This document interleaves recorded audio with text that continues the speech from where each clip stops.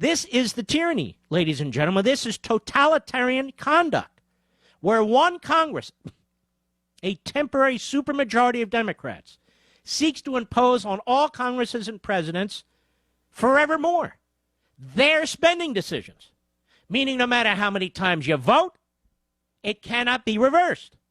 That's what they're attempting. That is very, very serious business. Istuk went on. He said, although Obamacare was not pitched to the public as a mandatory spending entitlement, the details of the legislation reveal an intent to block any future Congress from controlling Obamacare spending. As a constitutional attorney, and if you don't mind, an expert in this field, no Congress on a spending bill can permanently bind future Congresses. Otherwise, there'd be no reasons for election, would there? So this should be a complete affront to the new Republican class, the freshmen, the Tea Party candidates who ran and asked for your vote, who promised to vote against Obamacare every chance they get, to defund it every chance they get. This should be an affront to them, because what Pelosi and Obama and Reid tried to do is to tie their hands, to undermine our constitutional process, and an affront to you. Because what they're trying to do is deny you your vote. So that if you vote, it doesn't matter.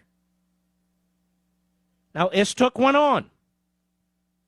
He told Congress, one largely unknown fact is that $6 billion or more was immediately appropriated in the new law, so it's gone. And approximately $105 billion more was appropriated for FY 2011 and beyond. That's now and beyond. That violates the typical congressional process of appropriations. The normal process typically involves enacting authorizing bills that authorize the spending and then follows those with separate legislation that actually appropriates the money, because this enables those to be balanced with other spending decisions. So Obamacare contained large authorizations for future spending, as well as containing actual spending. That made it quite different from most bills, even major legislation. He said this funding also stayed below the radar because it was so often reported inaccurately that Congress had not passed any appropriations for the current fiscal year. Well, they had in this bill. He said to defund Obamacare, it is insufficient to simply deny future funding. Until the full law can be repealed, at least the existing and advanced appropriations need to be rescinded, just as the House, listen to this, last month voted to repeal billions of dollars from previous appropriations to 123 federal programs.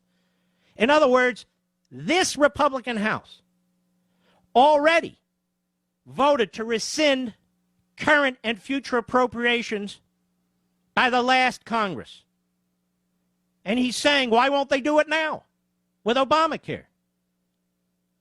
He said an effort to restrict use of the funds appropriated within Obamacare was thwarted because the House didn't waive the same point of order, a House rule, as it waived to allow defunding those other 123 programs. This was most unfortunate. So what he's saying is, you've been hearing, well, we have this rule.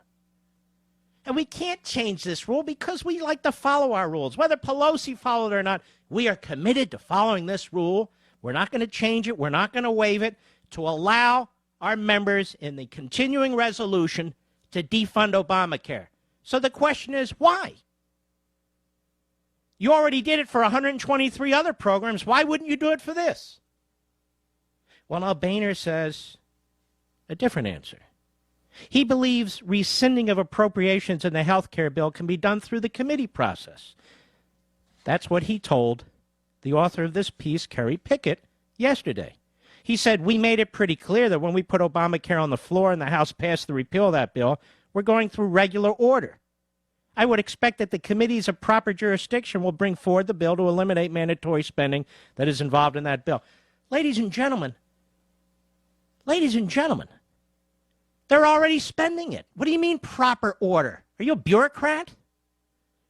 This is proper order to defund Obamacare which is unconstitutional, which you ran on and said you would defund in every possible way. What is this fig leaf, this rule that you pretend to hide behind when, in fact, you didn't follow a quote-unquote regular order as applies to 123 other programs? So what's going on here, ladies and gentlemen? Why does the Speaker of the House, why is he a coward? I'm going to tell you why. He read Gingrich's book about the shutdown of Congress in the mid-90s, the shutdown of the government, and he's scared to death that Obama will have the upper hand. Obama will win the argument. He can't guarantee the outcome, so he's not going to put up the fight. And let me tell you another point. After this next 6-month period, they're already in the next election cycle in the House. They're constantly running for office. Next year, they will not threaten to shut down the government. Next year, they will bend over backwards to yet again accommodate Obama. They won't defund Obamacare next year either. What we have now is a cowardly Republican leadership that is spending an enormous amount of time trying to figure out how to pretend they're doing important things when they're not. Now, I want to send a message to all you Republican freshmen now and all you Republican Tea Party candidates and conservatives. No matter who you are, if you vote for this continuing resolution next week, you are voting to fund Obamacare. Everybody knows it. Let me repeat it. If you vote for this 3-week extension, after having voted for a 2-week extension of Obamacare, you are voting to spend billions and billions of dollars, as you did the last time around, to fund Obamacare. You're going to have to answer for that in your town hall meetings, at Tea Party rallies, and I'm going to make sure of it.